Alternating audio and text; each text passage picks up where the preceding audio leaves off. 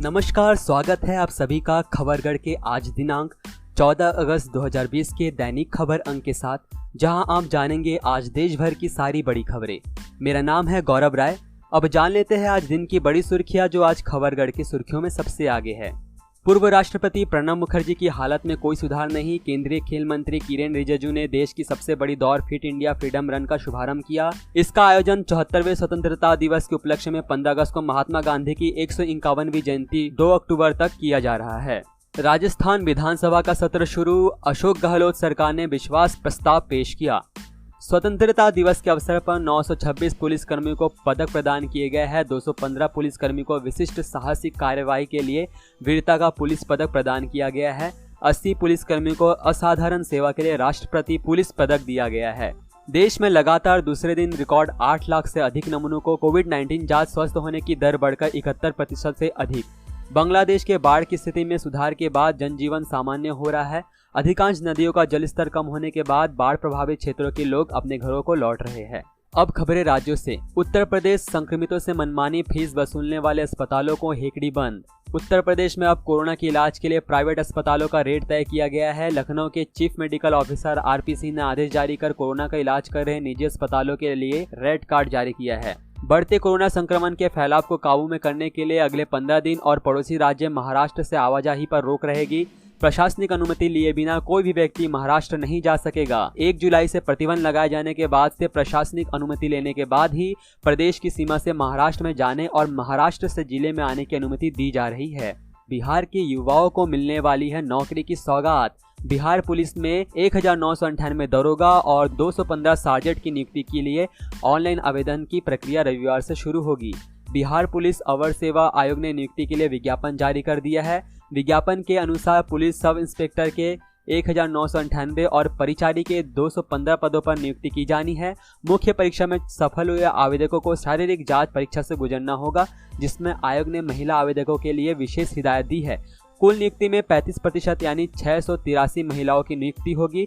इसमें सामान्य आवेदकों के लिए 726 पद है, जबकि SC कोटे में 333, ST कोटे में 17, अत्यंत पिछड़ा वर्ग के लिए 357, पिछड़ा वर्ग के लिए 280, आर्थिक रूप से कमजोर वर्ग के लिए 199 और पिछले वर्ग की महिलाओं के लिए 58 पद सुरक्षित है। सामान्य कोटे के आवेदकों के लिए न्यूनतम 20 और अधिकतम 37 वर्ष की आयु सीमा रखी गई है। पश्चिम बंगाल के झारग्राम जिले के गोपीबल्लभपुर में 43 वर्षीय अमल बारिक में कोरोना के लक्षण दिखने पर तृणमूल कांग्रेस के एक नेता सत्यकाम पटनायक PPE किट पहनकर मरीज को इलाज के लिए बाइक में बैठाकर अस्पताल लेकर पहुंचे। मध्य प्रदेश मौसम विभाग ने प्रदेश के 21 जिलों में 15 अगस्त तक भारी वर्षा की संभावना व्यक्त किए हैं। इनमें रीवा, सतना, पन्ना, छतरपुर, दमोह, अलीराजपुर, झाबुआ जिलों के भी नाम शामिल है।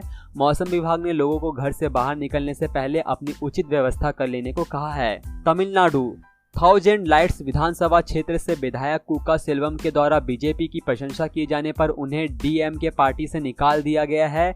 इस पर DMK अध्यक्ष M.K. स्टालिन ने कहा के सेल्वम ने जो जवाब दिया वह स्वीकार करने लायक नहीं था, इसलिए उन्हें पार्टी की प्राथमिक सदस्यता और सभी पदों से निष्कासित किया जाता है। राजस्थान में मौसम विभाग ने सभी जिलों में भारी से भारी बारिश की चेतावनी देते हुए रेड अलर्ट जारी किया है। राजधानी जयपुर सहित प्रदेश के कई जिलों में झमाझम बारिश हो रही है।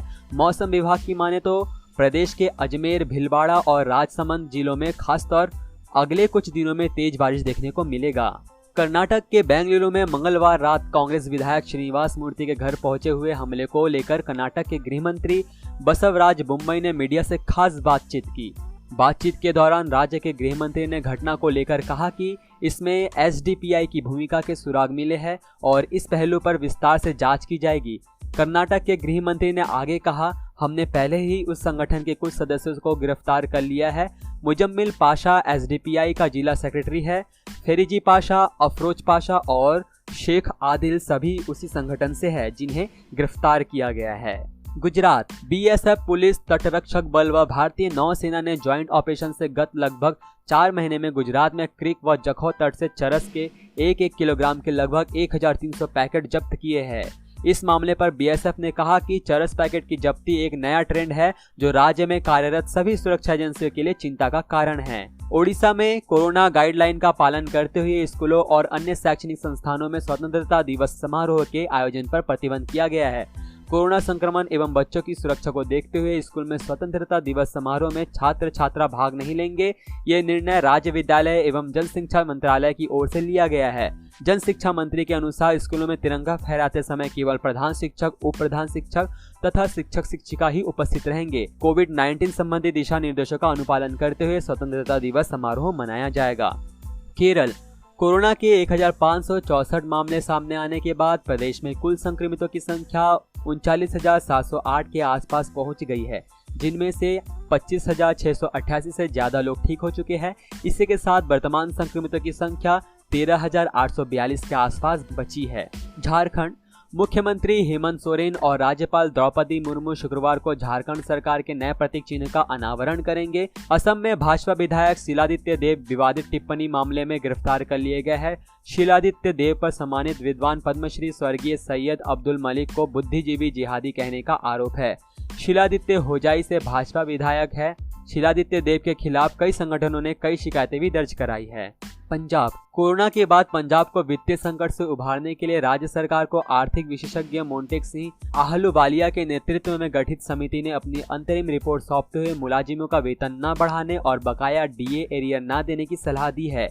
74 पन्ने की इस अंतरिम रिपोर्ट में आहलूवालिया ने पंजाब सरकार को ऐसे उपाय सुझाए हैं जिनमें से अधिकांश केंद्र की नरेंद्र मोदी सरकार की नीतियों से मेल खाते हैं।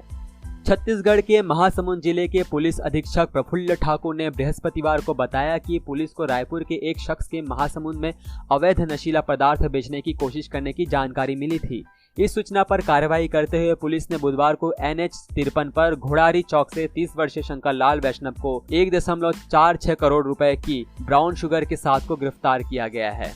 हरियाणा में बढ़ते साइबर क्राइम मामले को काबू में करने के लिए हर जिले में साइबर रिस्पांस सेंटर स्थापित करने का निर्णय लिया है। पुलिस महानिदेशक DGP मनोज यादव ने जानकारी देते हुए बताया कि ये सेंटर डिजिटलीकरण और तेजी से आधुनिकीकरण के कारण उभरती चुनौतियों के बढ़ते खतरों को ध्यान में रखते हुए मौजूदा साइबर सेल को मजबूत बनाए जाएंगे। देश की राजधानी दिल्ली में एक बार फिर मानवता को शर्मसार करने वाली खबर सामने आई है। राजधानी के राम मनोहर लोहिया RML अस्पताल में 17 वर्षीय किशोरी के साथ लैब टेक्नीशियन के द्वारा दुष्कर्म किया गया। नई दिल्ली जिला पुलिस के DCP डॉक्टर ईश सिंघल ने बताया कि पीड़िता की शिकायत पर कार्रवाई करते हुए गाजियाबाद निवासी 21 वर्षीय आरोपी को पुलिस ने दबोच लिया है। जम्मू और कश्मीर आतंकवादियों ने शुक्रवार को श्रीनगर शहर के बाहरी इलाके नागम में एक पुलिस पार्टी पर हमला किया।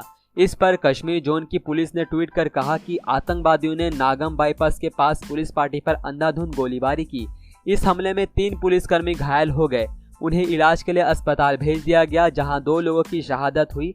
इस हमले के बाद इलाके को पूरी तरह से घेर लिया गया है और सुरक्षा बल आतंकियों के खिलाफ सर्च ऑपरेशन चला रहे हैं। उत्तराखंड के टिहरी जिले में आकाशीय बिजली की चपेट में आने से एक युवक की मौत हो गई तथा जमीन खिसकने से राज्य में 150 से अधिक मार्गों पर आवाजाही प्रभावित है। हालांकि गंगोत्री और यमुनोत्री राष्ट्रीय राजमार्ग पर आवागमन सुचारू है। बारिश से नदियों का जलस्तर बढ़ा हुआ है। हरिद्वार और ऋषिकेश में गंगा चेतावनी निशान के करीब बह रही है। हालत को देखते हुए प्रशासन अलर्ट पर है। हिमाचल प्रदेश कोरोना के 20 मामले सामने आने के बाद प्रदेश में कुल संक्रमितों की संख्या 3,836 के आसपास पहुंच गई है, जिसमें से 2,440 से ज्यादा लोग ठीक हो चुके हैं। इसी के साथ वर्तमान संक्रमितों की संख्या 1,333 के आसपास बची है। मणिपुर सरकार ने उच्च शिक्षा विभाग के सभी कर्मचारियों और राज्य संचालित कॉलेजों के शिक्षकों से कहा है कि मीडिया में सरकारी नीतियों या कार्यक्रमों के बारे में किसी भी तरह का विचार रखने से पहले संबंधित अधिकारियों से इस बारे में अनिवार्य रूप से अनुमति ली जाए। इस पर विश्वविद्यालय एवं उच्च शिक्षा निदेशक की ओर से जारी एक बयान में कहा गया है कि कोई भी व्यक्ति ऐसा बयान नहीं देगा जो केंद्र राज्य सरकार की किसी भी वर्तमान या हालिया नीति या कार्रवाई की आलोचना हो। आदेश का पालन न करते हुए ऐसा करते पाए जाने अनुशासनात्मक कार्यवाही हो सकती है। मिजोरम सरकार ने सोशल गैदरिंग के नई गाइडलाइंस जारी की है। यह गाइडलाइंस प्रदेश में कोरोना संक्रमण को रोकने के लिए की गई है, जिसमें अतिरिक्त मानक संचालन प्रक्रिया SOP का पालन करने के लिए कहा गया है। उन्होंने कहा कि अगर कहीं भी एक जगह पर लोग इकट्ठा होते हैं तो उस दौरान सोशल डिस्टेंसिंग का पालन किया जाए। यह आदेश सरकार राज्य द्वारा गुरुवार को एक बैठक के बाद जारी किया जाएगा। मुख्यमंत्री जोरमथांगा की अध्यक्षता में यह निर्णय लिया गया है। आदेश में कहा गया है कि 50 से अधिक लोग एक साथ इकट्ठा नहीं हो सकते हैं। चंडीगढ़ में गुरुवार देर रात मक्खन माजरा में स्थित कबाड़ी मार्केट में भीषण आग लग जाने की खबर सामने आई है। सूत्रों से मिली जानकारी के मुताबिक गुरुवार रात करीब 11 बजे दमकल विभाग को हल्लो माजरा स्थित कवाड़ी मार्केट में आग लगी थी। सूचना मिलने पर इंडस्ट्रियल एरिया फेस 1 मनी माजरा सेक्टर 17 और सेक्टर 32 फायर स्टेशन से गाड़ियां मौके पर पहुंची। दमकल विभाग ने आग पर काबू पा लिया है। पूर्वी लद्दाख में चीनी सैनिकों को मुंह तोड़ जवाब देने वाले ITBF के साहसी जवानों को वीरता पदक दिए जाएंगे। आपको अवगत कराया कि चीन के साथ 15 जून को गलवान घाटी में हुए झड़प में भारत के 20 जवान शहीद हो गए थे, जबकि चीन के 40 जवानों को भारतीय जवानों ने मार गिराए थे। खबरगढ़ की तरफ से विशेष सूचना। अधिकतर राज्यों में लॉकडाउन लगभग खुल चुका है, पर कोरोना अभी भी हमारे आसपास ही है। इससे बचने के लिए सरकारी दिशा निर्देशों का पालन करें। अगर आपको सर्दी, जुकाम, गले में दर्द की परेशानी हो तो राजकीय हेल्पलाइन नंबर 104 पर डॉक्टर से निःशुल्क परामर्श ले व अपनी आंख, नाक और मुंह को छूने से पहले अपने हाथों को धो ले। सावधान रहे, सुरक्षित रहे, बदलकर अपना व्यवहार करे कोरोना पर वार। आप सभी के लिए ये सारी जानकारी मैंने और खबरगढ़ की टीम ने जुटाई है। अभी के लिए इतना ही। देश दुनिया की बड़ी खबरों के लिए हमारे साथ बने रहे। जय हिंद, जय भारत।